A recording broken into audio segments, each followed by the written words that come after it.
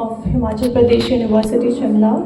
Previously, he was a scientist at the Institute of Energy Technology, Norway, and a postdoctoral fellow at IIT Bombay.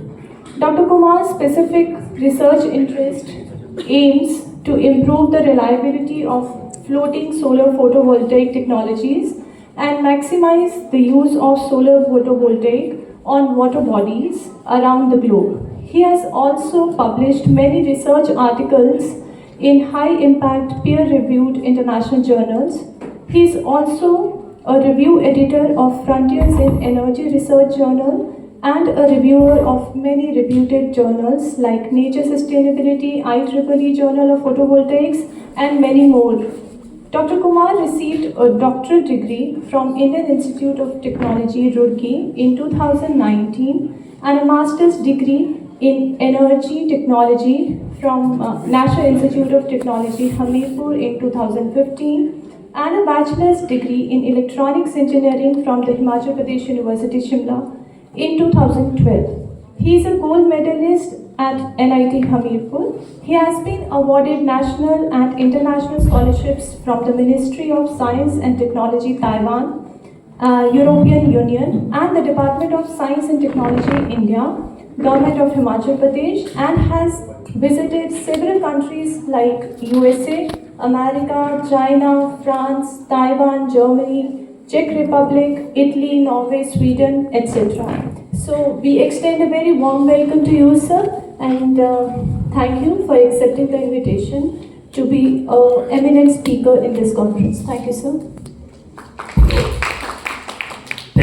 Thank you for such a nice introduction. Am I audible?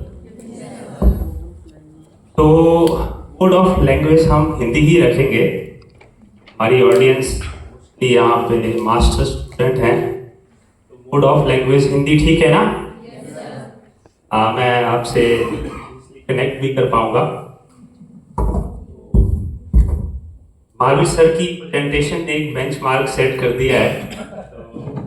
उतनी अच्छी presentation शायद मेरी ना हो, but मैं कोशिश करूंगा कि उनके आसपास जाने की कोशिश करूं, बट बेंचमार्क को बीट करना मेरे लिए पॉसिबल नहीं है. इनिशियली मैंने जो प्लान की थी प्रेजेंटेशन वो किसी डिफरेंट टॉपिक पे थी, पर सुबह जब मैं यहाँ आया तो मुझे पता चला कि यहाँ पे different background mostly social sciences के लोग भी हैं. हेलो, तो हाँ, सोशल साइंसेज के लोग भी हैं, तो मैंने अपनी प्रेजेंटेशन को सुबह ही चेंज किया है. अब वो प्रेजेंटेशन नहीं है, इट वाज बिट टेक्निकल, और मुझे लगता है कि मैं कनेक्ट नहीं कर पाता आपसे प्रेजेंटेशन को लेके, तो इसलिए मैंने अपनी पूरी प्रेजेंटेशन ही चेंज कर दी है. Now it is bit technical but mostly related to social science and जो आज के बर्निंग टॉपिक्स हैं उन पे ये प्रेजेंटेशन है. तो सभी ने सुना ही है क्लाइमेट चेंज. अब बातें होती रही हैं, समाज में आपके आसपास बातें हो रही हैं क्लाइमेट चेंज के बारे में, गवर्नमेंट हमारी बातें कर रही है क्लाइमेट चेंज की. तो it's really happening around the world. Climate change हो रहा है. तो before going further, first of all I would like to introduce what is difference between weather and climate. आप सबने ये टर्मिनोलॉजी अक्सर सुनी है. वेदर है, आज वेदर बड़ा खराब है. आपने कभी ये बोला कि आज क्लाइमेट बड़ा खराब है? कभी नहीं बोला होगा. मोस्टली बोलते हैं कि आज वेदर बड़ा खराब है. तो दोनों में क्या बेसिक सा डिफरेंस है? थोड़ा अपना सोच के देखिए कि क्या डिफरेंस हो सकता है. बातें हम बहुत करते हैं, वेदर और क्लाइमेट की बातें करते रहते हैं. तो वेदर जो है वो शॉर्ट टर्म होता है, लिमिटेड एरिया होता है और एकदम चेंज हो सकता है. इस टाइम जो आप बैठे हो अपनी विंडो के बाहर जब आप देख रहे हो तो वेदर ही है. वेदर क्या है? लोकलाइज्ड इम्पैक्ट जो आपको क्लाइमेट का दिख रहा है. लोकलाइज्ड मतलब अभी बाहर कांगड़ा में क्या वेदर है, हो सकता है अभी 21 डिग्री सेल्सियस यहाँ पे टेम्परेचर हो और ठंडा वेदर है, 21 डिग्री टेम्परेचर है. अभी बारिश भी हो सकती है कांगड़ा में, पर मंडी में नहीं होगी. तो जो यहाँ का इस टाइम लोकलाइज्ड वेदर है उसको वेदर बोलते हैं. मतलब लोकल इम्पैक्ट क्या है यहाँ पे, टेम्परेचर क्या आपके आउटसाइड, प्रेसिपिटेशन हो रही है या फिर सनी है या फिर आज क्लाउडी है, दैट इज योर वेदर. मतलब आपके एक लिमिटेड एरिया में उसको वेदर बोलते हैं. इवन आप इस रूम के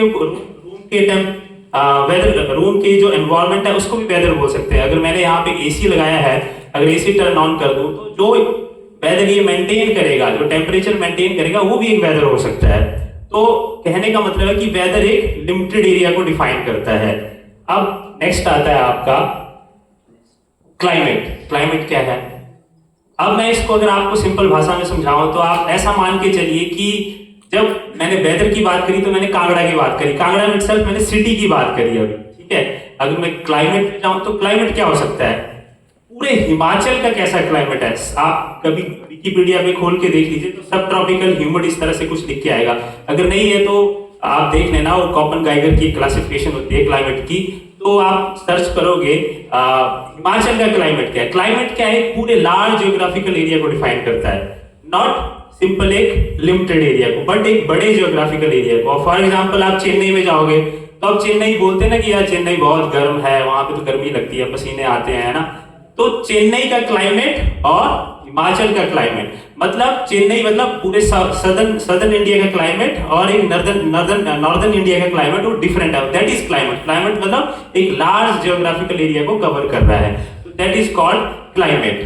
अब यहीं से क्वेश्चन उठता है, तो क्लाइमेट चेंज, हम ये भी तो बोल सकते थे कि वेदर चेंज हो रहा है, हमने क्लाइमेट चेंज ही क्यों कहा? क्योंकि हम एक लार्ज जियोग्राफिकल और एक पूरे अर्थ की बात कर रहे हैं, तो ऑब्वियसली पूरे अर्थ का क्लाइमेट ही चेंज कर रहे हैं हम, तभी क्लाइमेट चेंज टर्मिनोलॉजी आई। नहीं तो हम बोलते वेदर चेंज हो रहा है, वेदर चेंज तो नहीं कहा हमने क्लाइमेट चेंज ही कहा ना। तो क्लाइमेट चेंज डिफाइन करता है लार्ज जियोग्राफिकल एरिया को। तो अगर हम अभी मैंने बात करी थी नॉर्दर्न इंडिया की और सदर्न इंडिया की, ठीक है, मैंने की थी फॉर एग्जांपल तमिलनाडु और हिमाचल को कंपेयर किया था। तो हिमाचल का क्लाइमेट हमें पता है कि थोड़ा ठंडा होता है। यहाँ पे ओवरऑल अगर आप पूरे हिमाचल का क्लाइमेट लोगे तो ठंडा होगा, और अगर हम तमिलनाडु का क्लाइमेट लोगे तो वो गर्म मिलेगा, हमें हॉट एंड ह्यूमिड मिल सकता है। तो दैट इज कॉल्ड क्लाइमेट। अब क्या क्या फैक्टर्स हैं जो इम्पैक्ट करते हैं हमारे क्लाइमेट को? तो अब यार सबसे पहले देखोगे लैटिट्यूड, ऑब्वियसली है, शिमला ठंडा है तो क्योंकि उसका लैटिट्यूड आपका ज्यादा है ना, सॉरी उसका एल्टीट्यूड आपका ज्यादा है, और वहाँ की टोपोग्राफी डिफरेंट है कंपेयर टू चेन्नई से देखोगे तो चेन्नई थोड़ा प्लेन में आता है ना, और शिमला हमारा पहाड़ी क्षेत्र है। तो ये कुछ तरह के, और सोलर रेडिएशन हो गया, वहाँ इवेपोरेशन भी बहुत बड़ा इम्पैक्ट होता है। आपने देखा होगा जब आप ओशियन किनारे जाते हो तो आपको पसीना बहुत आता है, क्योंकि वहाँ के क्लाइमेट में वाटर मॉलिक्यूल्स बहुत होते हैं, ह्यूमिड एनवायरनमेंट होता है ना, इसलिए आपको थोड़ा चिपचिपापन दिखेगा अपना। जब भी आप कहीं गोवा जाओगे, है ना, तो आप जब जाओगे समुद्र किनारे तो आपको हमेशा पसीना ज्यादा आएगा, स्वेटिंग होगी बहुत ज्यादा, तो वो आपको वाटर मॉलिक्यूल्स जो डिफाइन करेंगे। तो वहाँ की जो भी लोकल क्लाइमेटिक कंडीशंस है, मतलब उस लोकेशन की, तो वो डिफाइन करते हैं आपके क्लाइमेट्स को, ठीक है। तो एक बड़े जियोग्राफिकल एरिया की क्लाइमेटिक कंडीशन जो फैक्टर्स हैं वो डिफाइन करेंगे। और दूसरी तरफ आपकी बायोटिक फैक्टर्स भी आते हैं, ट्रांसपायरेशन समझते हो कि जैसे आपके जो ये पौधे होते हैं ना, उनकी पत्तियां होती हैं, उनसे भी इवेपोरेशन होती है, उसमें भी तो वाटर स्टोर होता है ना, उसको भी आपको ट्रांसपायरेशन बोलते हैं। आप यहाँ पे बॉटनी के लोग हो गए, आप मेरे से ज्यादा बेटर जानते होंगे, उनको पता ही है। इस तरह के बहुत सारे प्रोसेस हैं जो कि क्लाइमेट को इम्पैक्ट करते हैं। अब नेक्स्ट आता है ग्रीन हाउस गैसेज, ठीक है। मैं धीरे धीरे क्लाइमेट चेंज पे आऊंगा, ग्लोबल वार्मिंग पे आऊंगा, मैं कनेक्ट कर रहा हूँ, डॉट्स को कनेक्ट कर रहा हूँ ताकि आप इजीली समझ पाए कि क्लाइमेट चेंज क्या है और ग्लोबल वार्मिंग क्या है, हम क्यों बोलते हैं ग्लोबल वार्मिंग और क्यों हम बोलते हैं क्लाइमेट चेंज, ठीक है। अब नेक्स्ट पॉइंट है हमारा ग्रीन हाउस गैसेस। तो ये मेन जो 4 ग्रीन हाउस गैसेस हैं, मेनली हम इन्हीं की बात करते हैं। सबसे पहले हो गया methane, water vapour, nitrous oxide, carbon dioxide. इसमें भी अगर मोर स्पेसिफिकली जाएंगे तो हम कार्बन डाइऑक्साइड को सबसे बड़ा रिस्पॉन्सिबल फैक्टर मानते हैं क्लाइमेट चेंज के लिए। ऐसा नहीं है कि ये और गैसेस डेंजरस नहीं होती है, मीथेन तो इससे भी ज्यादा है ग्लोबल वार्मिंग के लिए, पर स्टिल हम कार्बन डाइऑक्साइड एमिशन को ही क्यों कम करना बोलते हैं, क्योंकि ये सबसे ज्यादा एग्जिस्ट करता है। पर अब बात आती है कि क्या ये गैसेस की जरूरत नहीं है क्या हमें? नहीं, इनकी हमें जरूरत है। अगर ये गैसेस ना होती तो शायद ह्यूमन एग्जिस्टेंस होता ही नहीं अर्थ पे, होता ही नहीं अर्थ पे। अब ग्रीन हाउस गैस इफेक्ट को एक एग्जांपल से भी समझाऊंगा, पहले यहां समझ लो कि होता कैसे है ये। तो फॉर एग्जांपल जैसे आपका सन है, अब सोलर रेडिएशन आपकी एक्स्ट्रा टेरेस्ट्रियल रेडिएशन के थ्रू एटमॉस्फेयर, आपका अर्थ का एक एटमॉस्फेयर है ना, है ना, उसमें कई लेयर होती है, स्ट्रेटोस्फेयर, ट्रोपोस्फेयर, कई लेयर्स होती है, आपने पढ़ा ही है, बेसिक साइंस है। तो जब उनके थ्रू होती हुई रेडिएशंस आपके अर्थ सरफेस तक पहुंचती है, ठीक है, तो उसमें क्या होता है, बीच में आपके थ्रू एटमॉस्फेयर ट्रेवल कर रही है ना अर्थ के, तो बहुत सारे उसको डिस्टर्बेंसेस भी मिलेंगे, तो कुछ रेडिएशन आपकी वहीं से रिफ्लेक्ट बैक हो जाएंगी। कुछ आपके, अगर आपने सोलर स्पेक्ट्रम देखा होगा तो वाटर मॉलिक्यूल्स जो होता है वो easily infrared part of solar radiation उसको एब्जॉर्ब कर लेता है, कुछ पार्ट को एब्जॉर्ब, कुछ तो एटमॉस्फेयर में एब्जॉर्ब होगी रेडिएशन, कुछ आपकी रिफ्लेक्ट बैक होगी, और जो शॉर्ट वेव रेडिएशन है जिसकी शॉर्ट वेवलेंथ होती है वो धरती तक पहुंचती है, जो कि आपकी सूर्य की रोशनी है बाहर इस टाइम, है ना, जो आपकी इस टाइम धरती की सतह तक पहुंच रही है, उसको बोलते हैं आप सोलर रेडिएशन, जो आपके यहाँ तक पहुंची है। अब क्या होगा, ये जो सोलर रेडिएशन है आपकी ग्राउंड से स्ट्राइक करेंगे और रिफ्लेक्ट बैक होगी, कुछ आपकी एब्जॉर्ब हो जाएंगी। फिर रात के समय क्या होता है, रात के समय जो शॉर्ट वेव रेडिएशन वो लॉन्ग वेव रेडिएशन बनके एमिट होती है रेडिएशन फॉर्म में, जो कि इंफ्रारेड होती है, हमें दिखती नहीं है। ये तो विजिबल स्पेक्ट्रम है जो कि हमें दिख रहा है अभी, क्योंकि शॉर्ट वेव में आती है, शॉर्ट वेव लेंथ होती है ना इसकी, और जो लॉन्ग वेव रेडिएशंस होती हैं मोस्टली इंफ्रारेड पार्ट में आती है, तो जो कि हमें दिखती नहीं है। पर अभी कभी आप थर्मल इमेजिंग कैमरा लगाना तो आपको देखना थोड़ा थोड़ा उसमें ना, आपको थर्मल इमेजिंग कैमरे तो जानते हो ना, कभी आपको बॉडी का हीट देखना हो, कोई कैमरे होते हैं ऐसे जिससे आप डिटेक्ट कर सकते हो, तब आपको रेडिएशन दिखती है। अब वो क्या होगी, जब वो रेडिएशन आपकी रिफ्लेक्ट बैक होगी तो क्या होगी, अब अगर वो धरती के जो अर्थ के एटमॉस्फेयर है अगर उसमें ट्रैप नहीं होती, अगर ये जो ग्रीन हाउस गैसेस जो मैंने मेंशन किया अगर ये एग्जिस्ट नहीं करती, अगर वो रेडिएशन ट्रैप नहीं होती, तो आपका अर्थ का एक टेम्परेचर, वार्म टेम्परेचर मेंटेन नहीं होता, जो कि ह्यूमन एग्जिस्टेंस के लिए बहुत जरूरी है। तो इसका मतलब ग्रीन हाउसेस गैसेस का होना बहुत जरूरी है, ऐसा नहीं है कि ये होनी ही नहीं चाहिए। अब फिर हम बोलते हैं कि climate change green house gases की वजह से ही हो रहा है, बात भी सही है। एक क्वेश्चन आ ही रहा होगा ना, आपने गाहे बगाहे पढ़ा ही होगा कहीं, ग्रीन हाउसेस गैसेस बहुत ज्यादा एमिट हो रही हैं तो उसकी वजह से क्लाइमेट चेंज हो रहा है, बिल्कुल सही, उन्हीं की ही वजह से हो रहा है। पर कैसे हो रहा है वो हम आगे एक्सप्लेन करेंगे। ये एक एग्जांपल है, इसमें आप देखेंगे, कभी सबने देखा होगा जब गाड़ी को कभी आप ग्रीन हाउस गैसेस जो अर्थ की सोलर रेडिएशन है उसको आप कैसे समझ सकते हैं, तो ये देख लीजिए, गाड़ी, सभी ने गाड़ी खड़ी करी होगी, कभी गर्मियों में ना खड़ी करते हैं, कई बार ठंड में भी खड़ी करते हैं आप धूप में, कभी गाड़ी खोल के देखिए कितनी वार्म हुई होती है ना। तो होता क्या है, वो जो रेडिएशन है वो अंदर ट्रैप हो जाती है, ठीक है, जिसकी वजह से आपकी गाड़ी क्या होती है, गर्म हो जाती है। पर अब सेम फिनोमेना आपका अर्थ में भी हो रहा है यहाँ पे, ठीक है। ये सेम एग्जांपल आप ग्रीन हाउस गैसेस का, जो ग्रीन हाउस के पॉली हाउस होते हैं, सॉरी आपके पॉली हाउसेस देखे हैं ना सबने, आसपास देखे होंगे गांव में, उसमें भी यही फिनोमेना हम यूज करते हैं ताकि हम प्लांट को ग्रो कर सके, जो कि बहुत जरूरी है हमारे फूड के लिए, है ना। नेक्स्ट, अब सपोज करो अगर ऐसा कोई प्लैनेट होता, अर्थ को छोड़ देते हैं, अभी देखो ये हमारा क्या है, प्लूटो, एक जिसका एवरेज टेम्परेचर आप देख पा रहे हो कितना है, -370 डिग्री फ़ारेनहाइट, अगर उसको सेल्सियस में लेंगे तो -220 डिग्री कुछ आ रहा है, ठीक है। अब इसको देखिए आप, अगर ग्रीन हाउस गैसेस होती ही नहीं है इस प्लैनेट में, क्या है आपकी ग्रीन हाउस गैसेस होती ही नहीं है, तो उसका टेम्परेचर कितना है, -370 डिग्री फ़ारेनहाइट, कितना कम है, तो क्या आप इतने में सर्वाइव कर जाते, कर पाते, नहीं कर पाते ना, तो इसका मतलब जरूरी भी है ये गैसेस। अब अगर ये देखिए आप, अगर बहुत ज्यादा ग्रीन हाउस गैसेस हो जाए, अबंडेंट, बहुत ज्यादा, तो आप कैसा टेम्परेचर बना दोगे, विनस वाला। विनस में कितना होता है, 855 डिग्री फ़ारेनहाइट, तो समझ लो सब पिघल जाते, तब भी एग्जिस्टेंस नहीं होता। तो बहुत ज्यादा भी नहीं होनी चाहिए, बहुत कम भी नहीं होनी चाहिए, तो होना क्या चाहिए, हमेशा बैलेंस होना चाहिए। क्या होना चाहिए, बैलेंस। अगर आप तभी बोलते हैं ना हमेशा बैलेंस्ड डाइट खाओ, बैलेंस्ड जीवन जियो, क्यों बोलते हैं, क्योंकि बैलेंस्ड होना बड़ा जरूरी होता है लाइफ में। तो सेम फिनोमेना नेचर में भी फॉलो होता है, बैलेंस होना हमेशा बहुत जरूरी होता है। अब इसको इसीलिए, अब सारे मैंने दूसरे प्लैनेट्स की बात भी कर दी, तो इसीलिए ये कह लीजिए कि ये भगवान हम जिसको मानते हैं उसने एक ऐसा ग्रह बनाया जहां हम लोगों का एग्जिस्टेंस हो गया। वो क्या बनाया उन्होंने, अर्थ बनाई, धरती बनाई, जहां पे ऐसा इस तरह से उन्होंने ग्रीन हाउस गैसेस का मिश्रण बनाया, इस तरह से उसका क्या बोलते हैं रेशियो रखी, ताकि कुछ रेडिएशन ट्रैप हो जाए, कुछ वापिस चले जाए, रिफ्लेक्ट बैक कर जाए, कुछ इवैक्यूएट हो जाए। तो मतलब ताकि यहाँ पे धरती पे जीवन आपका पनप सके, है ना।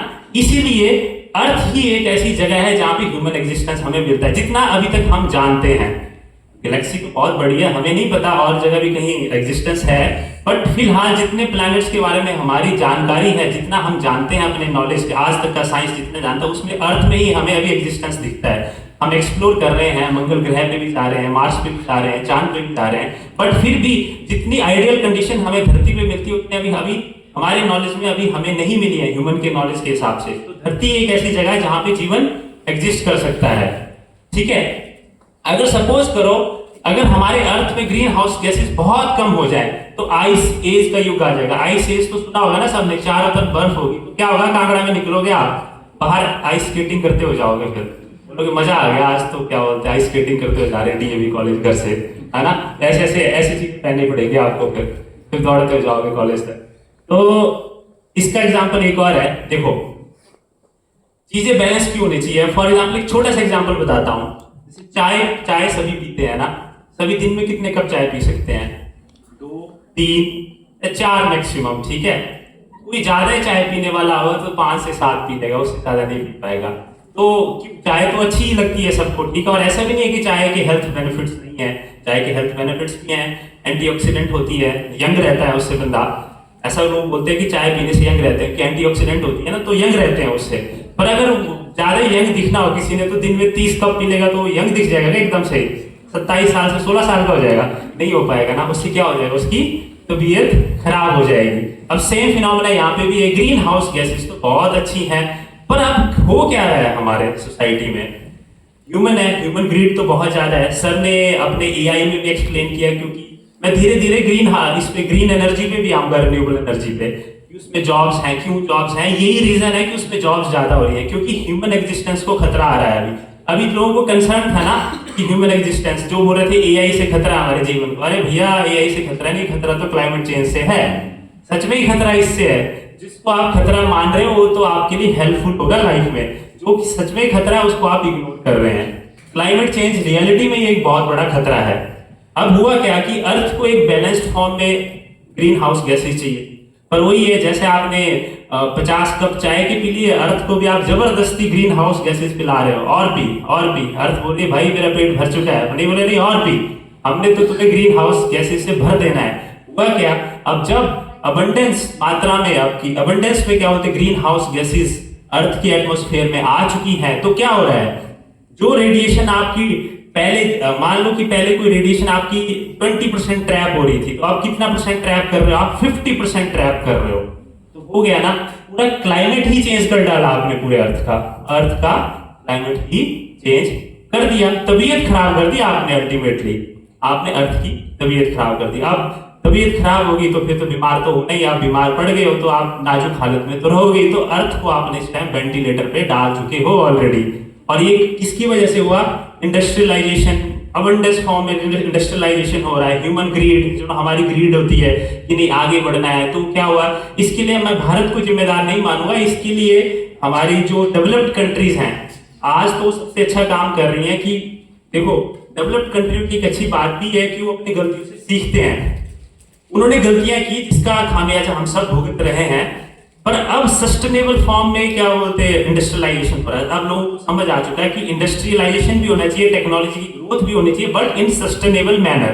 किस तरह से हम सस्टेनेबली करें, पहले क्या था कि सस्टेनेबली नहीं हो रहा था, जैसे था बस लोग गरीबी से उठाना था, तो अंधाधुंध रेगुलाइजेशन हुआ, इसका इंडस्ट्रियलाइजेशन हुआ अंधाधुंध, ब्लाइंडली लोगों ने फॉलो किए, चलो लोगों के हाथ में पैसा आना चाहिए, पैसा आया भी, बट किस कॉस्ट पे, अर्थ की कॉस्ट पे आया। अब ग्रीन हाउस गैसेस सबसे ज्यादा आती कहां से है, अब मैंने क्या बोला कि methane, carbon dioxide, nitrous oxide और वाटर वेपर्स, ठीक है, ये एक बैलेंस्ड फॉर्म में थी धरती में, ठीक है। अब क्या हुआ, इसकी वजह से बड़ा अच्छा कंफर्टेबल लाइफ हम जी रहे थे, बट हुआ क्या कि जब इंडस्ट्रियलाइजेशन हुआ, ह्यूमन एक्टिविटी, एंथ्रोपोजेनिक एक्टिविटीज बढ़ी, उसकी वजह से क्या हुआ, बहुत ज्यादा ये जो ग्रीन हाउस गैसेस हैं वो बहुत ज्यादा एटमॉस्फेयर में रिलीज होने लगी, जिसकी वजह से इनकी रेशो बढ़ गई। अब उसके लिए कौन जिम्मेदार है, सबसे पहला तो आता है 25% जो ग्रीन हाउस गैसेस एमिशन होती है ना, जो गैस एमिशन होती है वो कहां से होती है, इलेक्ट्रिसिटी एंड हीट से। अब कैसे होगी, देखो आप लोग घरों में सभी सुबह पानी गर्म करते हैं, है ना, लगता है कि ठंड का समय है यार, कम से कम 5-6 बाल्टी से तो नहाना चाहिए ना, 5-6 बाल्टियों से नहाते हैं। काम तो 2 बाल्टी से भी हो सकता था, पर सभी सोचते हैं कि यार अच्छा वो लगा है, क्या बोलते हैं, स्प्रिंकलर, क्या बोलते हैं उसको, शार लगा हुआ है, तो ठीक है, नहाते जाओ 5-6-7-8 बाल्टियां फेंक दी।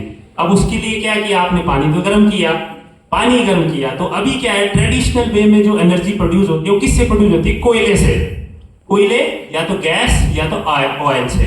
और वो कहाँ से इंपोर्ट होता है, कोयला ज्यादातर ऑस्ट्रेलिया से इंपोर्ट होता है, और ऑयल आप सऊदी अरेबिया या मिडिल ईस्ट कंट्री से इंपोर्ट करते हो, है ना, और गैसेस भी वहीं से इंपोर्ट करते हो, ईरान वगैरह से इंपोर्ट करते हो। हमारे देश में तो कम निकलती है, या फिर आप ऑयल लेके आते हो, यहाँ रिफाइनरीज में जो लगी है, जामनगर साइड है रिफाइनरीज, वहाँ रिफाइन करते हो, फिर उससे क्या करते हो, बिजली बनाते हो।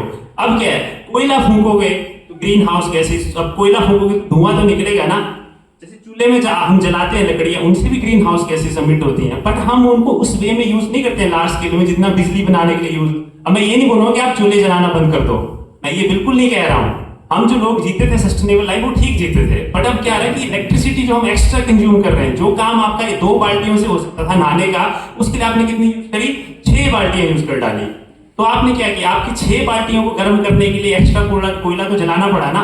पहले जो मान लो कि मुट्ठी भर कोयले से काम हो सकता था आपकी 2 बाल्टियों के लिए, सपोज करो उसके लिए अब 4 मुट्ठियां लगी बाल्टियों की, है ना, 4 मुट्ठी भर के आपको कोयला जलाना पड़ा, तो आपके लिए एक बिजली बना सका पावर प्लांट, उसकी वजह से इलेक्ट्रिसिटी प्रोड्यूस हुई। और हीटिंग, अब हम तो ठंडे प्रदेश में रहते हैं, यहाँ तो हीटिंग की बड़ी ज्यादा रिक्वायरमेंट है ना, उसके लिए हम हीटर लगाते हैं, तो सेम उसके लिए भी सेम फिनोमेना यूज होता है। उसी तरह सर्दियों में, गर्मियों में निचले इलाकों में, प्लेन इलाकों में भी एसी चलाते हैं, इतना ज्यादा एसी यूज करते हैं कि एसी तो बहुत ज्यादा इलेक्ट्रिसिटी यूज करता है, बहुत सारा इलेक्ट्रिसिटी कंज्यूम करता है, तो उससे भी आपकी क्या बोलते हैं, कोयला एक्स्ट्रा जलता है, ऑयल एक्स्ट्रा जलता है। इसलिए 25% एमिशन यहीं से होता है, क्योंकि जब वो आप कभी किसी पावर प्लांट को विजिट करना तो देखना उनके वहां वो लगे होते हैं, कूलिंग टावर्स लगे होते हैं, देखना कितनी ज्यादा उससे धुआं निकल रहा होता है, उसमें बहुत सारी गैसेज एमिट हो रही होती है। अब वो गैसेज, तो इसलिए कभी किसी ने नोटिस किया होगा, हाल फिलहाल में दिल्ली जाके देखना, दिल्ली तो पूरा ही ऐसा लगता है ग्लोबल वार्मिंग का सबसे जीता जाता एग्जाम्पल है।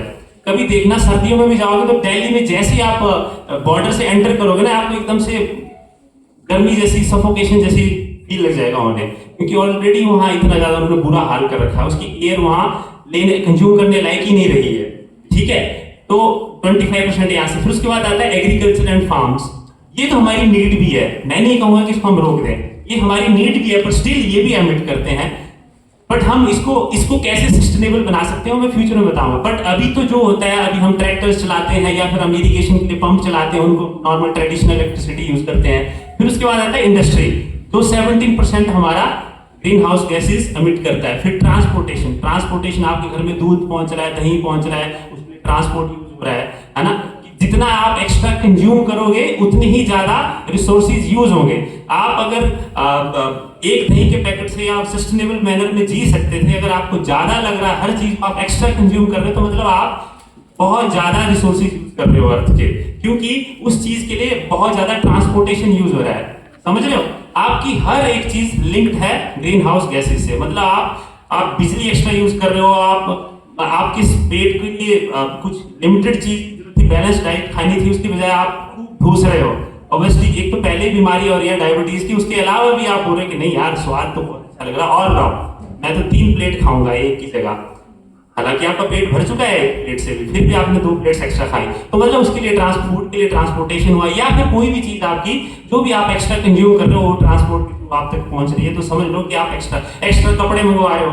बात हो सकती थी 10 कपड़ों से, नहीं मैं तो 50 पहनूंगी या पहनूंगा, मैं तो ज्यादा कपड़े पहनूंगा क्योंकि मेरे को एक दिन में अच्छा दिखना है, तो मैं 3 मतलब एक मैं आज पहन लूंगा तो उसको दोबारा जिंदगी में पहन नहीं सकता, तो भी आप रिसोर्सेज यूज कर रहे हो, आपके लिए ट्रांसपोर्टेशन लग रहा है, डिलीवरी वाला आ रहा है आपके लिए। फिर उसके बाद आता है अदर एनर्जी, फूड वेस्ट भी एक है, क्योंकि उसको फूड एक तो पहले तो आप ग्रो करा रहे हो यहाँ से, फिर यहाँ जाके उसको आप वेस्ट कर दे रहे हो, तो हुआ ना लिंक, यहाँ भी हो गया। फिर उसके बाद बिल्डिंग्स, अभी देखो यहाँ पे बहुत सारी लाइट्स जगी हैं, पिछली लाइट्स की जरूरत नहीं थी फिर भी हमने जला रखी है, तो एक्स्ट्रा एनर्जी हम यहाँ भी कंज्यूम कर रहे हैं, ठीक है। तो अब इससे क्या समझ आ रहा है आपको, जो एक नेचुरल प्रोसेस था ग्लोबल वार्मिंग, जो अर्थ को वार्म रखने का, आप उसको एक्सीड कर चुके हो, आपने क्या किया, बहुत ज्यादा एमिशन कर डाला, है ना, बहुत ज्यादा एमिशन कर डाला और आपने अर्थ को खतरे में डाल दिया। नेक्स्ट, अब देखिए, अगर आप इस ग्राफ को अच्छे से देखेंगे तो अभी क्या है, अभी जो अर्थ का टेम्परेचर है 13.9 डिग्री सेल्सियस है, ये एवरेज टेम्परेचर है पूरे अर्थ सरफेस का, ठीक है। अब मैं इसमें जीरो नहीं बोल रहा हूँ, ऐसा नहीं था जीरो था, वहां पे जीरो नहीं था, जीरो तो मैंने आपको समझाने के लिए लिया है कि देखो कैसे कैसे आपका टेम्परेचर, जब प्री इंडस्ट्रियल जो एरा था तब क्या था, अगर 1850 में देखेंगे तब कितना डिग्री, कोई टेम्परेचर नहीं बढ़ रहा था अर्थ का। ये मत मान लेना कि 0 डिग्री है, 0 डिग्री नहीं है, मैं बोल रहा हूं कि कोई टेम्परेचर नहीं बढ़ा था। धीरे धीरे जैसे जैसे इंडस्ट्रियल रेवोल्यूशन हुआ, देखो आप देखो 1990s में स्टार्ट हुआ, मास स्केल पे इंडस्ट्रियलाइजेशन शुरू हुआ 1900 में शुरू हुआ, और आप धीरे धीरे देखो ये रेड लाइन देख रहे हो आप कैसे बढ़ रही है ना, कैसे बढ़ रही है लाइन। तो इसका मतलब आप 2 डिग्री सेल्सियस टेम्परेचर बढ़ा लोगे अर्थ का। अब आप बोलोगे 2 डिग्री सेल्सियस तो बहुत कम है यार, 2 डिग्री से क्या होने वाला है? अरे भैया ये एवरेज है, एवरेज समझते हो? एवरेज क्या होता है, उसमें मैक्सिमम भी इंक्लूड होता है, मिनिमम भी इंक्लूड होता है, दोनों एक बहुत बड़ी रेंज को आप इंक्लूड कर रहे हो। अभी मैं आगे बताऊंगा कि 1 डिग्री सेल्सियस बढ़ने से क्या क्या हो सकता है आगे। अब देखो क्या होगा इम्पैक्ट ऑफ ग्लोबल वार्मिंग, क्या होने वाला है और क्या हो भी रहा, आप विटनेस भी कर रहे हो। सबसे पहले तो less snow and ice, Shimla में इतनी बर्फ गिरती, अब तो गिरती ही नहीं है, बड़ी कम बर्फ गिरती है ना। तो पहले तो स्नोफॉल नहीं हो रही है। अगर जो ग्लेशियर हमारे दिन से हमें फ्रेश वाटर आता था, हम पानी तो कंज्यूम करते ना हम, अब आप बोलो कि समुद्र का पानी, किसी ने अगर कहीं गए हैं ओशियन साइड गए तो आप उस पानी को पी नहीं सकते, उसमें सॉल्ट होता है, वो आपको डिहाइड्रेट कर देगा और आप उससे बंदे की डेथ भी हो सकती है उस पानी को कंज्यूम करोगे, क्योंकि उसमें सॉल्ट होता है, सॉल्ट पूरी बॉडी को डिहाइड्रेट कर देता है और डिहाइड्रेट हो गए तो बॉडी खत्म, तो उस पानी को तो हम कंज्यूम नहीं कर सकते। तो हमारे पास ले देखिए क्या ऑप्शन बची, फ्रेश वाटर, जिसके लिए हम ब्लेस्ड हैं। हिमाचल तो ब्लेस्ड है, हमारे पास इतना अबंडेंस में फ्रेश वाटर अवेलेबल है क्योंकि हमारे पास पहाड़ हैं, ग्लेशियर्स हैं, जिनसे अब क्या हो रहा है, चूंकि आपने पूरे अर्थ का टेम्परेचर बढ़ा दिया, जब टेम्परेचर ही बढ़ा दिया तो ग्लेशियर फास्ट पिघलने लगे, जो धीरे धीरे पिघल रहे थे वो बहुत फास्ट पिघलने लगे ना।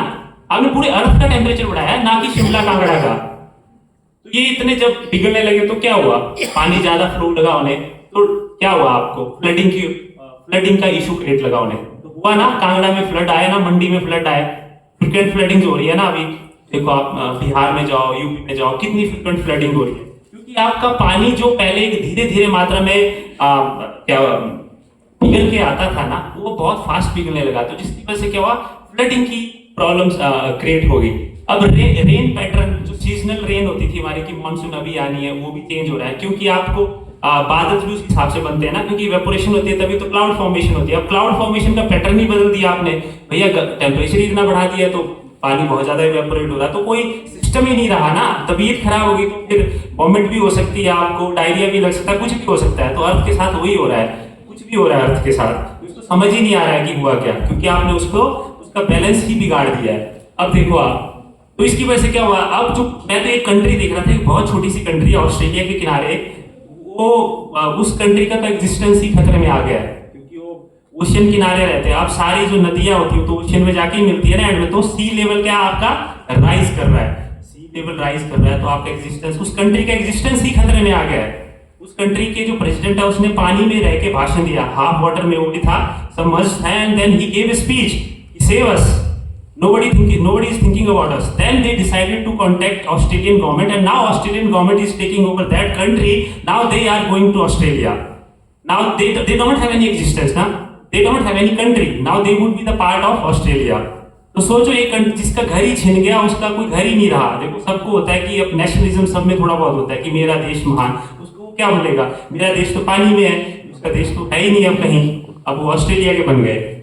तो ये कुछ इस तरह से है, ठीक है। स्टोन्स देखोगे आप, आपकी इससे प्लांट ग्रोथ, आपके फूड पे बहुत इंपैक्ट हो रहा है, क्योंकि रेन पैटर्न चेंज हो गया तो इट मींस जो सीजनल क्रॉप होती थी उन पे इंपैक्ट आएगा। भारत के मोस्टली किसान तो सीजन पे डिपेंड रहते हैं ना, अब सीजन ही चेंज हो गया रेन का, तो जब बारिश नहीं होगी तो फसलें कहां से होगी, फसलें नहीं होगी तो आपके लिए फूड की कमी आएगी ना, ऑब्वियसली फूड की कमी आएगी। तो कितनी अलार्मिंग सिचुएशन है। नेक्स्ट, ये एक सबसे बड़ा एक छोटा सा एक एग्जांपल बताता हूँ। ये देखो एक मोंटाना में ग्लेशियर है, ये 1913 की उसकी पिक्चर है, और 2005 में देखो पूरा ही पिघल गया, और 2004 या 2005 और 4 की फोटो है, वो पिघल ही गया है, ग्लेशियर ही पिघले, खत्म हो गया ग्लेशियर, एग्जिस्टेंस ही खत्म हो गया उसका। और आपको एक और आगे इससे इससे एक और फैक्ट बताता हूं आपको। आपने तो अभी कोविड ही देखा ना, अभी ऐसे मिलियंस ऑफ वायरस कहाँ हैं? अंटार्कटिका और आर्कटिक सर्कल में दबे पड़े हैं। वायरस क्या होते हैं? वायरस कैसे होते हैं? हमारी बॉडी में कहीं ना कहीं से तो आते हैं ना, तभी तो हमें फिर बीमारियां होती हैं। कोविड से ही पूरी दुनिया में हाहाकार मच गया था। तो अभी बहुत सारे वायरस ऐसे हैं जो कि हमारे इन कोल्ड ग्लेशियर्स में दबे पड़े हैं। जितना फास्ट ग्लोबल वार्मिंग हो रही है, जितने ज्यादा ये पिघल के आएंगे, थ्रू क्या होंगे? थ्रू नदियों के थ्रू आएंगे, हमारे फूड साइकिल में एंटर होंगे और फूड उस पानी को जिसको हम कंज्यूम करेंगे उस पानी के थ्रू हमारी बॉडी में एंटर होंगे और उससे क्या होंगे? हमें डिफरेंट टाइप की बीमारियां लेंगी फ्यूचर में। अभी कोविड की तरह ऐसे कई वायरस हैं जो कि एक रिसेंट स्टडी है, डब्ल्यूएचओ की रिपोर्ट भी है, आप खुद इंटरनेट पे देख सकते हैं, अभी तो गूगल है, आप खुद देखना है कितने मिलियंस ऑफ वायरस अभी हैं जो एग्जिस्ट करते हैं वहाँ, और वो ग्लेशियर्स में है, अंटार्कटिका और आर्कटिक सर्कल्स में है वो वायरस। और जितना तेजी से ग्लोबल वार्मिंग हो रहा है, it's a very alarming situation कि वो पिघल रहे हैं, तो वो वायरस कभी भी हमारे फूड चेन में एंटर हो सकते हैं। And then we would also witness Covid like situation in future, that could happen. अब देखो, अब इसकी वजह से क्या होगा? अभी यहां लिखा है कि अगर सपोज करो आपका, अभी तो मैं अभी जो करंट सिचुएशन है, मैं वैसे थोड़ा सा आपको हाईलाइट करता हूं। अभी करंटली अभी जो अर्थ का टेम्परेचर है वो पता कितना है? 1.19 डिग्री सेल्सियस एवरेज, इतना बढ़ा हुआ है, मतलब 13.9 पे जो ऐड हो रहा है, 13 डिग्री सेल्सियस तो एवरेज टेम्परेचर था, पर उसमें जो ऐड हुआ है वो 1.19 डिग्री सेल्सियस ऐड हो चुका है। इतना ऐड होने पे आप देख रहे हो कि कितनी ज्यादा माड़ी हालत है हमारे आसपास, है ना? बुरे हाल है, फ्लडिंग है, डिफरेंट पैटर्न हो गए सब कुछ के। तो सोचो जिस दिन और इसलिए साइंटिस्ट ने क्या प्रेडिक्ट किया है कि हमें किसी भी तरह अर्थ के सरफेस टेम्परेचर को 1.5 डिग्री सेल्सियस से ऊपर नहीं जाने देना। कितना? एक लिमिट सेट कर दिया उन्होंने, 1.5, याद रखना इसको, 1.5 degree Celsius. We can't afford temperature more than 1.5 degrees Celsius. If somehow the temperature reaches to the 2 degrees Celsius, then the situation would be very worse. You can't imagine that situation. तो 1.5 degree तक हम फिर भी कुछ manage कर सकते हैं। अब सपोज करो अगर आपका टेम्परेचर किसी तरह 4 डिग्री सेल्सियस भी बढ़ जाता है तो 7 मिलियन डेथ्स होंगी हमारी एयर पॉल्यूशन से, और तो इसके अलावा 2,50,000 डेथ्स सिर्फ हमारी डिजीज की वजह से होंगे। और डिजीज मैंने आपको बता दिया कि जो वायरस आपके छुपे हुए हैं वो जब आपकी बॉडी में एंटर होंगे, और हंगर एंड फेमिन से भी आपकी डेथ्स होंगी, और पानी की बड़ी समस्या आ जाएगी। आगे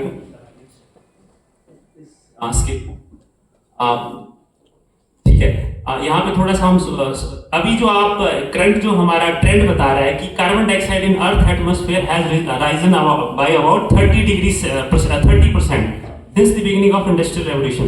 So now you can imagine that we have increased the carbon dioxide percentage by 30% in the earth atmosphere. So that is why I am saying that it is the main gas which is responsible for greenhouse gas or emission or global warming. So why it is like that? Because it is the main gas which is impacting badly the global temperature. क्योंकि सबसे ज्यादा तो यही emit हो रही है ना। मैंने बताया कि वहां पे 5 गैसेस है, नाइट्रस ऑक्साइड भी है, मीथेन भी है, वाटर वेपर्स भी है और कार्बन डाइऑक्साइड भी है। But we are focusing more on carbon dioxide. क्यों? क्योंकि ये इसका मेजर पोर्शन है एमिशन में, इसीलिए हम इसी को रिड्यूस करने लगते हैं। जब क्या होता है, आप गाड़ी चलाते हो तो उसमें CO2 भी एमिट होता है, नाइट्रस ऑक्साइड भी एमिट होता है, पर ओवरऑल जब हम सारी पिक्चर देखते हैं तो CO2 की परसेंटेज हमेशा ही ज्यादा रहती है। तो हम बोल रहे हैं कि चलो बाकी छोड़ो, भी फिलहाल इसी गैस को कम कर देते हैं, क्योंकि ये मेन गैस है जो रिस्पॉन्सिबल है फॉर ग्लोबल वार्मिंग। नेक्स्ट तो ये सारी मैंने प्रॉब्लम्स तो मेंशन कर दी है ना, तो कैसे इसको फिक्स कर सकते हैं? सबसे पहले तो आपको एडमिट करना पड़ेगा कि climate change is happening. If someone is ignorant, someone is saying there is no climate change, then he is making fool himself. ये तो आपको मानना चाहिए सबसे पहले इग्नोरेंट होने की ऑप्शन ही नहीं है आपके पास। तो ये सबसे पहले मान लो कि क्लाइमेट चेंज हो रहा है और ये खतरे की घंटी है जो हमारे दरवाजे पे पहुंच चुकी है। नेक्स्ट, अब मैं आपको बता रहा था ना कि 1.5 degree Celsius versus 2 degree Celsius. मैंने क्या कहा कि साइंटिस्ट ने एक लिमिट सेट कर दी कि टेम्परेचर आपका 1.5 डिग्री सेल्सियस से ज्यादा नहीं जाना चाहिए। ये फिर लिमिट उन्होंने सेट कर दी। बट फिर भी हमारी जो इंडस्ट्रियल एक्टिविटीज है वो इतने एग्रेसिवली आगे बढ़ रही हैं, हमारी जो पॉलिसीज हैं इतने एग्रेसिवली हम उसको परस्यू कर रहे हैं कि किसी भी मुझे नहीं लगता कि हम टेम्परेचर को 1.5 डिग्री सेल्सियस पर रोक सकते हैं। It can reach to 2 degree Celsius. अगर जिस दिन ऐसा हो जाता है तो उसकी वजह से क्या होगा आप देख लीजिए। अगर यहाँ पे 2 डिग्री सेल्सियस पे क्या हो सकता है आपका, ये आप देख रहे 70% increase in flood risk, 70% increase हो जाएगा आपका फ्लड रिस्क में, ठीक है। 9% of the 28% of the world population 2 billion people will be expose to the extreme heat waves at least once every 20 years। Extreme heat waves पता है ना आपको, बहुत ज्यादा लू चलना, उसकी वजह से कितनी बीमारियां होती है, आधे लोग तो उसी से मर जाते हैं, है ना। फिर उसके बाद क्या होगा आपका, उसके बाद आपका इरेगुलर सीजनल इंपैक्ट आएंगे, फ्लडिंग होगी, मतलब आप एंडलेस जो आप सोच भी नहीं सकते वो चीजें होना शुरू हो जाएगी। नेक्स्ट, अब इसको रोके कैसे मेजर क्वेश्चन तो ये आता है। अब आपको ये सबसे पहले तो ये एज्यूम करना पड़ेगा कि ये जो प्रॉब्लम है ये सिर्फ किसी गवर्नमेंट की नहीं है। ऐसा नहीं है कि भाई ये हमारा काम नहीं है तो सरकार देखेगी, सरकार करेगी ना, हमारा काम तो है 6 बाल्टियों से नहाना, सरकार देखेगी कैसे करना है क्लाइमेट चेंज को काम। हमने तो भाई अपना मजे पूरे लूटने हैं, बाकी चाहे दुनिया जो मर्जी सोचे। हम टेक्नोलॉजी का यूज भी नहीं करेंगे, है ना, हम रिसोर्सेज भी पूरे यूज करेंगे, बट हम करेंगे कुछ नहीं। फिर बात आती है कि अब करेंगे भी कुछ नहीं तो फिर क्या कर सकते हैं आप, तो कुछ सॉल्यूशन है ही नहीं है। गवर्नमेंट के सहारे छोड़ दोगे तो गवर्नमेंट कितना करेगी। पर आपको पता है ना कि बूंद बूंद से घड़ा भरता है, तो ये फिलॉसफी यहाँ भी लगती है कि आपके एवरी एक्शन, जो आपका every individual action will help to fight against the climate change. वो कैसे, सपोज करो आप कैसे एमिशन रिड्यूस कर सकते हो।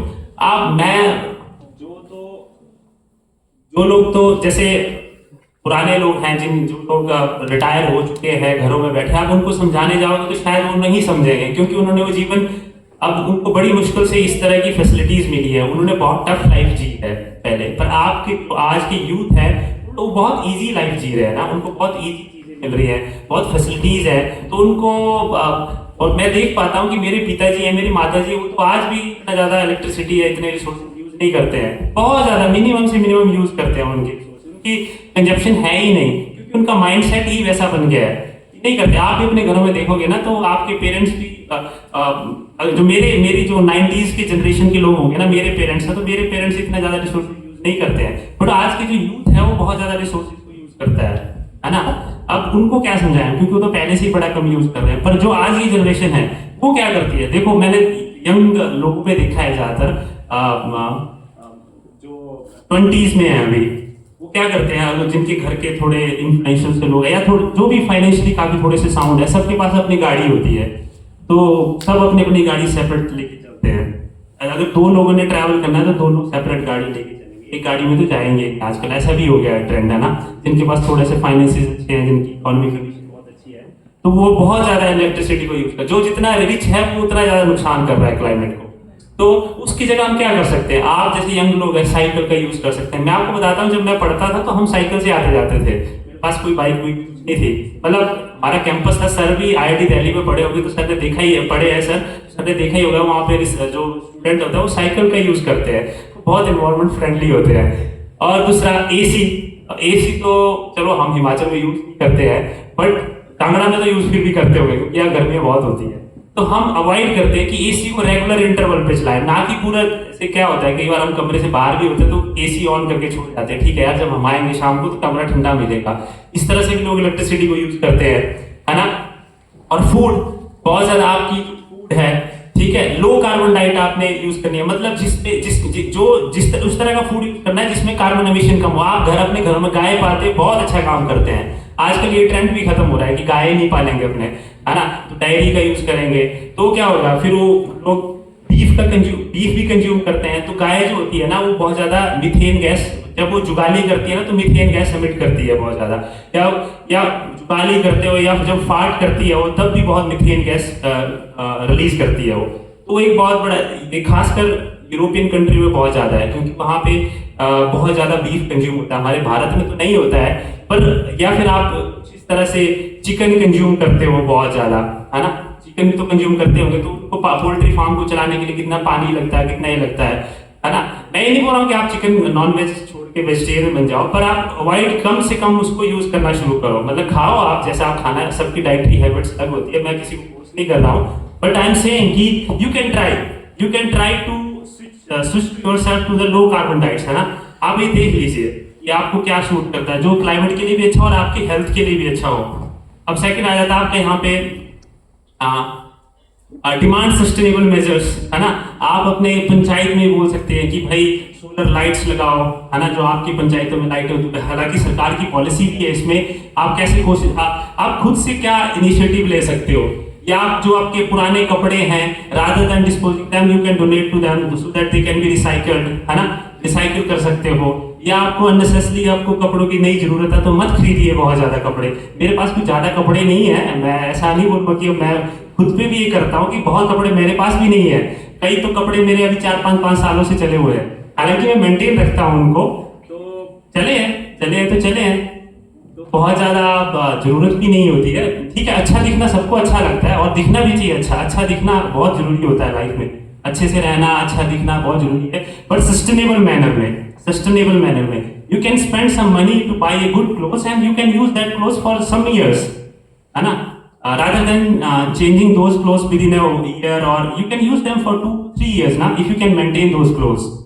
तो ऐसे आप यूज कर सकते हो, एनर्जी सेव कर सकते हो। मैंने कहा आप 6 बाल्टियों के नहाने के बजाय 2 बाल्टियों पे आ जाओ, पब्लिक ट्रांसपोर्ट का यूज करो। अगर आपके पास अच्छी ऑप्शन है तो पब्लिक ट्रांसपोर्ट का यूज करो।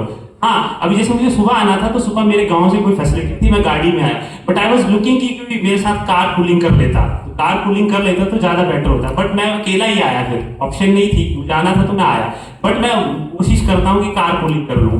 अगर कार पूलिंग करोगे तो ज्यादा बेटर। यहाँ फैकल्टी है जब ट्रैवल करते हो तो कार पूलिंग करो, आपके पैसे भी बचेंगे फ्यूल के और आप क्लाइमेट को भी हेल्प करोगे। अच्छा कंसेप्ट है ना, और तेल का पैसा भी बच जाएगा, बहुत बढ़िया है। और इसमें शर्माना क्या है, कार पूलिंग बहुत करते हैं, करना चाहिए कार पूलिंग, तो उससे आप क्लाइमेट को बचाओगे। नेक्स्ट, अब इसमें देखिए जॉब्स, सर ने बात करी, सर की प्रेजेंटेशन थी, इसमें जॉब्स कितनी है, आप यहां से स्टैटिस्टिक्स उठा के दीजिए। जॉब्स 2030 तक, ये 2050 तक 52 मिलियन जॉब्स क्रिएट होंगी। ये 2050 की बात तो छोड़ो, अभी 2030 तक ही इसमें मिलियंस ऑफ जॉब क्रिएट होंगी। अब आप यहाँ पे बहुत सारे होंगे जो फिजिक्स बैकग्राउंड से होंगे, वो तो डायरेक्टली, जो तो साइंस बैकग्राउंड से तो बड़े इंटीग्रेट हो जाते हैं जॉब से। अब देखो, ये तो मैंने आपको पर्सनल लेवल पे पार्ट बताया था ना, पर अब जॉब्स कैसे बनेंगी? पर्सनली तो आपने कर लिया जो इंडिविजुअली करना था, अपने रिसोर्सेज कम यूज किए, पर सरकारें क्या कर सकती हैं? सरकारें कैसे क्लाइमेट चेंज से फाइट कर सकती हैं?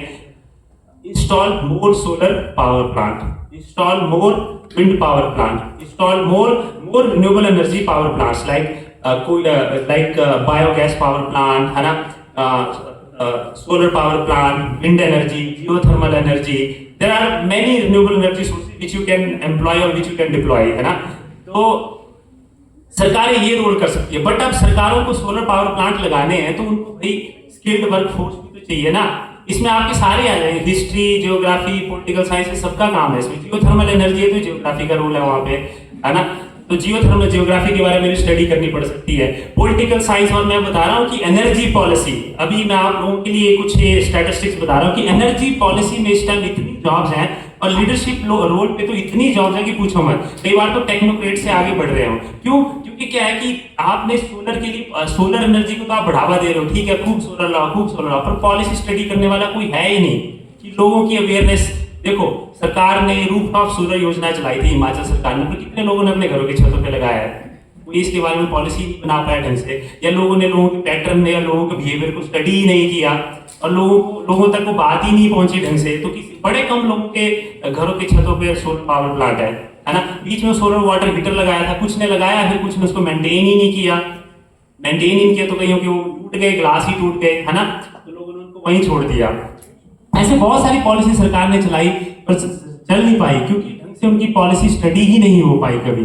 तो आप एनर्जी पॉलिसी में काम, और उसके अलावा कि कि आपको किस तरह से ज्यादा मोर रिन्यूएबल एनर्जी आपको क्या बोलते हैं इंस्टॉल करवाने, उसके लिए भी पॉलिसी स्टडी करनी पड़ती है। तो एनर्जी पॉलिसी एक बहुत बड़ा, इवन यूएन तक में जॉब है उसमें, यूएन में है, वर्ल्ड बैंक में है, इंटरनेशनल फाइनेंस कॉर्पोरेशन है, वर्ल्ड बैंक का फाइनेंस विंग है, उसमें भर के जॉब्स हैं और उसमें नॉन टेक्निकल बंदे ही जाते हैं, टेक्निकल की बात ही नहीं कर रहा हूँ मैं, इकोनॉमिक्स के लोग जाते हैं उसमें, है ना, आपके साइंस आर्ट्स के, ह्यूमैनिटीज के, कॉमर्स के जितने सारे लोग हैं, इन सब के लिए बहुत सारी जॉब्स हैं एनर्जी पॉलिसी में, आप इसको जोड़ सकते हैं। फिर इसमें ये जॉब्स भी आती है कई बार कि भाई हमने इतने ज्यादा रिन्यूएबल एनर्जी सिस्टम लगा दिए तो इससे लोगों के हैबिटेट पे तो खतरा आ रहा है, लोग जो प्रिपेयर ही नहीं थे, लोग मान लो जैसे आपने स्टडी करी, आपने पढ़ाई कर ली हाइड्रो पावर प्लांट के लिए, कोयले के पावर प्लांट के लिए, बट यार जब आपने अचानक से वहां पे रिन्यूएबल एनर्जी पावर प्लांट लगा दिया तो क्या हमारे लोग उसके लिए रेडी थे कि नहीं थे?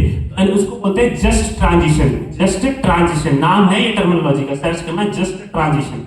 जस्ट मतलब हम एक ट्रांजिट कर रहे हैं फ्रॉम एक traditional way of energy system से न्यू एनर्जी सिस्टम। तो उसकी वजह से लोगों के बिहेवियर में, लोगों की जॉब्स पे क्या फर्क पड़ा, वो भी एक एरिया स्टडी का, उस पर भी आप काम कर सकते हो। उसमें बहुत सारी जॉब्स हैं, बहुत सारी कंसल्टिंग फर्म्स हैं जो इस पे काम कर रही हैं, ठीक है। तो नॉन टेक्निकल में तो आप अगर ये फिजिक्स बैकग्राउंड के हो, है ना, केमिस्ट्री को तो आप सोलर सेल बनाने की मैन्युफैक्चरिंग में जा सकते हो, फिजिक्स के हो तो आप इंस्टॉलेशन में जा सकते हो, है ना, उसकी मैन्युफैक्चरिंग में भी जा सकते हो, या उसके अलावा आप क्या बोलते हैं पावर प्लांट इंजीनियर भी बन सकते हो, थोड़ा बहुत उसके लिए छोटा सा डिप्लोमा होता है, या पावर प्लांट इंस्टॉलर भी बन सकते हो, इवन ITI वाले भी बन जाते हो तो डिप्लोमा करके भी, उसमें तो सिंपल सा आपको इंस्टॉलेशन टेक्निक सीखनी होती है, आप वो काम भी कर सकते हो। तो जॉब्स की इसमें कमी नहीं है। उसी तरह विंड पावर प्लांट है, अब मान लो आप जियोथर्मल एनर्जी है तो आपको जियोग्राफी की स्टडी भी करनी पड़ेगी, कहाँ पे आपको नीचे क्या बोलते हैं गर्म पानी का वो, जैसे आपका मणिकर्ण में है ना, तो उसमें आपका जियोथर्मल पावर प्लांट, ये आपकी स्टडी है। तो इसमें मल्टीपल जॉब्स है, जॉब इसमें बहुत ज्यादा। और इसमें AI का रोल क्या है? देखो, सबसे पहले तो आपने पावर प्लांट लगा दिए कोई, अब वहां पे AI इंजीनियर कैसे हेल्प कर सकता है? भाई मैंने पावर प्लांट लगा दिया, मैंने बोल दिया कि तो 25 सालों तक सर्वाइव करेगा मेरा पावर प्लांट, ठीक है। अब भाई मैंने तो बोल दिया, कोई आया, किसी ने इन्वेस्ट कर दिया और बाद में पता चला कि वो 5 साल बाद ही खराब हो गया पावर प्लांट। जिसने सोचा था कि इतनी एनर्जी प्रोड्यूस करेगा, बट अब तो प्रोड्यूस कर ही नहीं रहा है। तो यहाँ पे आता है AI इंजीनियर क्या कर सकता है? उसके पास डाटा होगा उस लोकेशन का, उसने वेदर डाटा उठाया, सोलर रेडिएशन डाटा उठाया, फिर उसने वहां पे मान लो आसपास कोई पावर प्लांट लगा था उसका डाटा उठाया, तीनों को कंबाइन किया, then he will develop some kind of model, है ना। Based on that model he can predict that whether this plant can survive for 25 years of lifetime or not, वो प्रेडिक्ट कर सकता है उस लोकेशन के हिसाब से। तो then he can secure the investment of investors, है ना। तो ये एक AI इंजीनियर वहां पर रोल प्ले कर सकता है। आप क्या होता है, एनर्जी पॉलिसी में काम कर रहे हो, आपको पैटर्न सर्च करने, मान लो मैं आपको एक टॉपिक दे देता हूँ। सपोज आपने हिमाचल सरकार ने जितने भी इनिशिएटिव्स लिए थे सोलर एनर्जी में या बायो एनर्जी में, क्या वेदर दे आर सक्सेसफुल और not, for that you will do some kind of survey, you will collect some kind of samples. Now you have to do some analysis. So how you can do that? You have to develop some kind of AI model, machine learning model, so that you can give some policy recommendation or something like that. मतलब आप यहाँ पे as a computer science engineer भी बहुत बड़ा role है। तो इस तरह से बायो एनर्जी, अगर आप बायो से हैं, तो अगर आप बॉटनी से, अगर आप किसी तरह प्लांट वगैरह पे स्टडी करते हो, अगर आप जूलॉजी वगैरह से हैं, तो आप स्टडी कर सकते हो कि आप किस तरह से रिन्यूएबल एनर्जी को इंटीग्रेट कर सकते हो। जैसे सपोज करो पोल्ट्री फार्म्स हैं, तो आप उनकी जो रिक्वायरमेंट है, इलेक्ट्रिसिटी की रिक्वायरमेंट है, कैसे आप वहाँ पावर प्लांट लगा सकते हो सोलर का, कि जो उनके डे टू डे एक्टिविटी की इलेक्ट्रिसिटी आप वहाँ से कंज्यूम कर लो। एंडलेस, अगर आप किसी तरह प्लांट पे काम करते हो तो एग्रो फोटोवोल्टिक सिस्टम लगा दो। भाई मैं इस तरह का कोई plant, solar power plant develop करना चाहता हूँ कि उसी पावर, वहीं से मैं बिजली बनाऊँ, वहीं से इरिगेशन कर दूँ, और साथ में मैं उसके नीचे खेतों पे ये भी लगा दूं, पौधे भी लगा दूं, फसलें भी उगा दूं। ये बहुत सारी स्टडी है। तो इसमें जॉब ही, और इसके लिए क्या सरकारों को लोग चाहिए, स्किल्ड वर्कफोर्स चाहिए, जो कि है ही नहीं। समस्या तो ये कि है ही नहीं ना स्किल्ड वर्कफोर्स। सब ट्रेडिशनल स्टडी कर रहे हैं, इंटरडिसिप्लिनरी स्टडी में जाना नहीं चाह रहे हैं। सबको लगता है कि यदि मैं अपना एरिया छोड़ दूंगा। भाई मैं बोल रहा हूँ कि अपना डोमेन नॉलेज हमेशा बहुत इंपॉर्टेंट होता है। आई एग्री विद यू, अगर आपको अपना डोमेन का नॉलेज है, that is very good, that is appreciable, है ना, अपना उसको रखिए, बट साइड बाय साइड आप क्या बोलते हैं दूसरी स्किल को भी सीखिए। Then you can gain some, क्या बोलते हैं, then you would have some big opportunities. यहाँ नहीं, इंडिया में नहीं, बाहर भी बहुत अपॉर्चुनिटी है। किसी भी बैकग्राउंड से हो, आप कहीं भी स्विच कर सकते हो। अपना डोमेन नॉलेज अपने पास रखिए, बहुत इंपॉर्टेंट है, बट उसके साथ उसको इंटीग्रेट करिए न्यू टेक्नोलॉजी से, then you will have a lot of jobs आगे। तो thank you, this is all from my side. तो आई होप कि आपको मेरी प्रेजेंटेशन अच्छी लगी होगी। मुझसे पूछिए, मुझे अच्छा लगेगा कि अगर आप में से कुछ थोड़े लोग भी इंस्पायर हुए क्लाइमेट चेंज के regarding, that would be very good. Thank you, Manish, for nice invited talk. Hello. So, I think we all enjoyed with the way he presented right from weather, climate, and energy requirement of in peaceful manner. The energy, green energy, and that is the beauty of innovative speaker. आप देखिए इनके thought में, इनके presentation में कितनी clarity थी, वो इनके फेस से भी रिफ्लेक्ट होती है। एक होता है स्पीकर को वो इधर उधर से तुक्के मार रहा है, द वे ही प्रेजेंटेड वो साफ झलकता है कि ही इज ए रिसर्चर।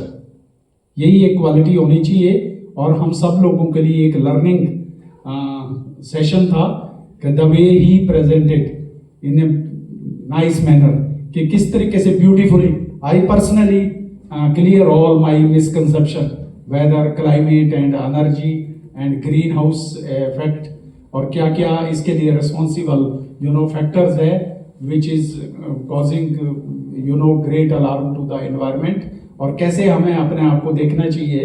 तो I think thank you very much, बहुत अच्छे तरीके से आपने प्रेजेंट किया।